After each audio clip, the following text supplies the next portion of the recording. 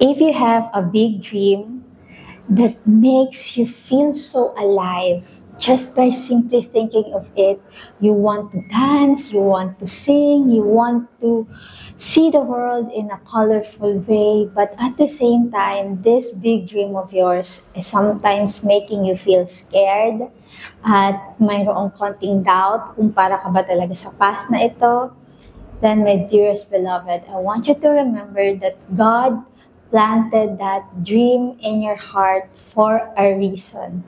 God sees you and God loves you.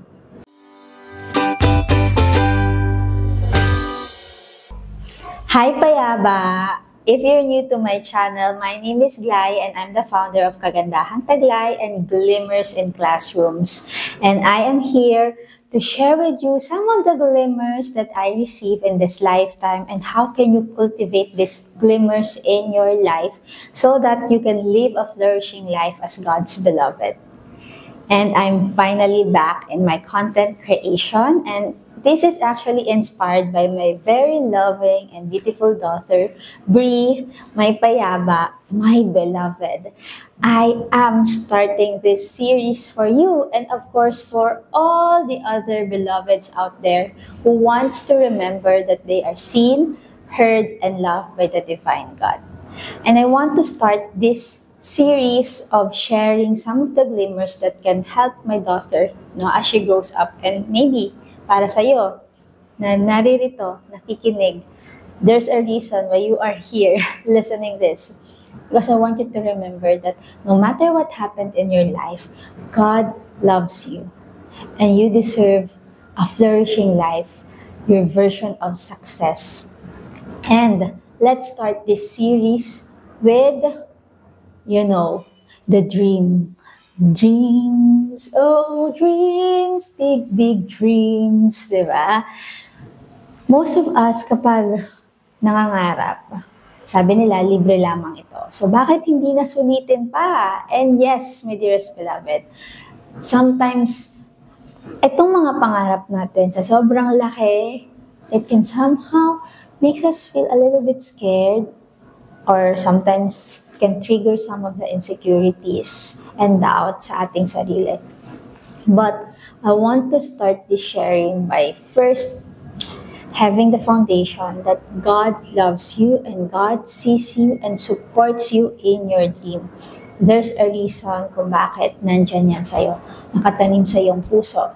And allow me to share my own personal story of how God can move in mysterious way if in case you want to go to the path where God is calling you.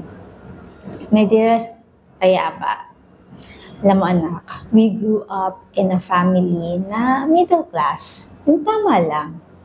Sakto lang na may pangkain 3 beses sa isang araw, sakto lang na may pambili ng gamit para makapasok sa school, sakto lang para sa mga ibang pangangailangan sa bahay. And sometimes, kapag may mga challenges, doon medyo nagkakaroon talaga ng, let's say, problems that could be an opportunity. But, my dearest beloved, kahit na may mga challenges tayo sa life, these are actually opportunities para ma-bring out yung innate gifts and goodness na nandyan sa ating sarili. And so, dun nga sa story ko, anak, yung life namin nung bata kami, we have to make sure na meron kaming pagkukunan ng panggastos doon sa mga aspects na extra or in addition. No? For example, pag may gusto kaming salihan, syempre, kailangan mag-outsource para makasali kami doon sa activity na yun sa school. And sometimes, dumating din talaga kami sa part na kailangan kong magtinda, no, para makaraos dahil ang dami naming utang kabilaan. But you know, my dearest anak, may payaba, your Mama Jo and your Papa Glenn, your lolo't lola, help us grow na hindi tinitingnan lagi kung ano yung kulang, but rather, tinitingnan kung ano yung mga possibilities Ano yung mga pwedeng gawin para malutas yung problema? Ano yung mga pwede mong isipin na solusyon doon sa mga challenges na kinakaharap namin, especially when it comes to finances. At yun nga, sa side ko, natuto kong magtinda. At kahit na ganun, hindi ako nahihiya. Kasi it bring out the entrepreneurship in me. It bring out the creativity in me. Paano mag-manage ng pera at a very young age, paano maging independent, no? Para kapag may mga pangangailangan, meron kang pagkukunan. And yung discarding ito, na pulot ko sa real life experiences. Kasama na doon yung pagtitinda. At na-realize ko na God is actually there to support me. Alam mo, yung tinda namin, lagi yung nauubos. Pag uwi ko sa bahay, yung ice candy, yema, potosiko, tinapay, kung ano man yung tininda ko, laging sold out. And doon ko napatunayan na, wow, God truly supports me in my journey, in my dreams. Especially kung gumagawa ako ng mga bagay na mabuti, nag-iisip ako ng mabuti, nagsasalita ako ng mabuti, my energy field is filled with goodness, with the belief that God loves me and God supports me. And that's how we were able to move from poverty, no? At makita na maraming posibilidad. Pwede ko palang maabot yung pangarap ko na bachelor's degree sa psychology sa isa pang, sabi natin prestigious university, ang Ateneo de Naga University doon sa Bicol. I am in awe. Kasi talagang masasabi ko na God is there every step of the way. When your Lola Jo died, I thought that was the end ng pangarap ko. Mag-stop na ako mag-school, magtrabaho na lang ako to support my brother and me. Because my mind at that time was sobrang magulo. But God sent human angels, both in the spiritual and the seen world. I felt truly supported. Alam mo yun, yung may best friend ako na siya nag-fill out nung form. Tinatanong niya lang kung ano yung mga answer dun sa questions. Kasi minsan parang ang gulo-gulo na ng isip. Hindi ako makapag-isip properly. And then there are people who gave, maayos na referral para makapasok ako doon sa mga scholarships. And syempre, meron pa rin naman yung screening. Pinagdaanan ko pa rin yun, nak. But what I'm saying is, if you truly believe in your dream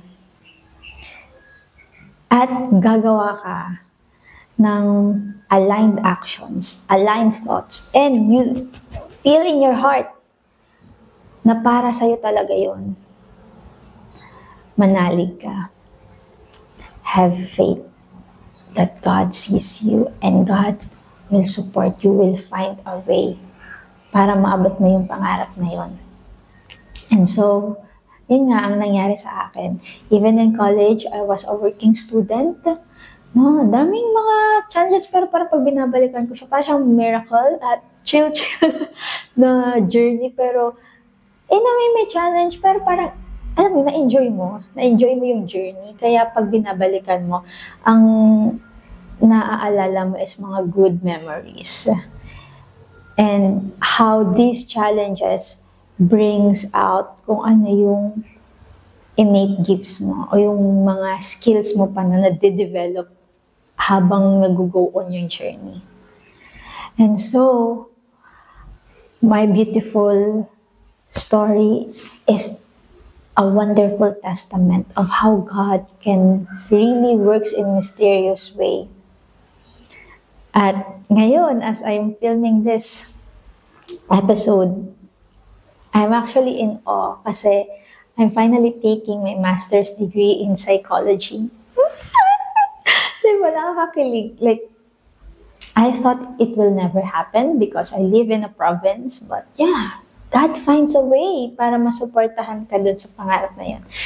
And I can truly believe na parang yung life ko prepare para mag-serve ako dito. And as I just follow the lead of Christ, somehow, hindi naman ako napapabayaan. Everything that I need are provided. Sometimes, lagpas pa dun sa hinihingi ko.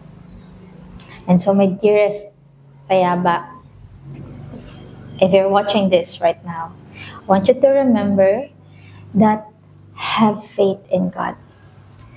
So, in order for this faith to grow, I am inviting you to practice these 5 things. I want you to remember these 5 things. Number 1, I want you to talk to God as if best friends kayo. As if magkakilala kayo.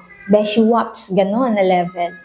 Tell everything. The wins, the joy, the victories, the loss, the defeat, the failure. Tell everything. Bring it into your prayer.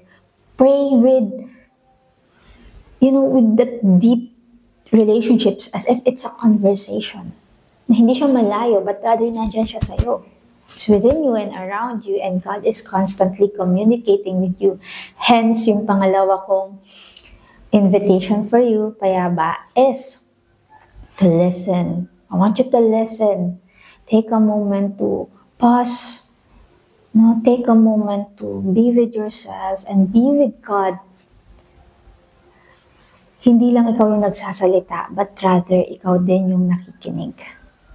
Ikaw rin yung willing na makareceive ng kanyang grace through listening. And there are so many ways how to do this. Through journaling, through Lectio Divina, or imaginative prayer, the contemplation. Engage in this prayer sessions because as you listen, you'll learn na ano yung mga dapat mo pang gawin. At ano rin yung mga dapat mong hindi gawin. So, my number 3 invitation for you, my dearest Payaba, is to practice self-care. Practice tapping, practice capacitor, practice the different holistic well-being tools that I'm sharing with you. I'm gonna share more in this channel. I want you to remember that there are tools out there that can help you in your journey. Most of the time, if you want to pursue your dream, the real work is the internal work. The real work is the internal work. Ano yung mga core beliefs mo sa sarili mo? Ano yung paniniwala mo sa success, sa dreams, sa money? Okay? And ano yung belief mo kay God? Number 4, invitation for you is to remember na meron ka ring dapat gagawin. Align thoughts, align words, align actions. Make sure na yung gagawin mo is aligned at mabuti. Make sure na yung gagawin mo is hindi lamang para sa short term but also for the long term. And my final invitation for you, my dearest Payaba, is to keep on practicing self-mastery. Keep on doing the work kung ano yung dapat mong ayusin na habit, kung ano yung dapat mong tanggalin, ano yung dapat mong i-modify, ano yung dapat mong idagdag. Take a moment to keep on making time for yourself and to do that internal work. Okay? Mind, words, and actions. Thank you so much, my dearest Payaba, for listening, and I'll see you in my next episode. Feel free to share in the comment section below what are the things that resonates with you the most. And always remember, God loves you. Mwah.